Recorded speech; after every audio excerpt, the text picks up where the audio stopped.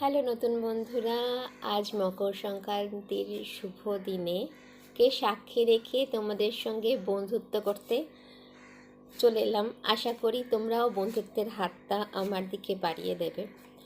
দেখো, নতুন প্রজন্মের অনেক কিছু সমস্যার সমাধানের উপায়গুলো আমরা দেখতে পাই কার্ডের মাধ্যমে, কিন্তু আমাদের মতো যারা একটু এজের দিকে যাচ্ছে তাদের যেই প্রত্যেক দিনের ঘরোয়া সমস্যাগুলো সেগুলো সমাধান করার কিন্তু কথা খুব কমই আমরা শুনতে পাই। তো চলো আমরা যারা গৃহিণী, যারা বাড়িতে বেশিরভাগ সময়টা কাটাই এবং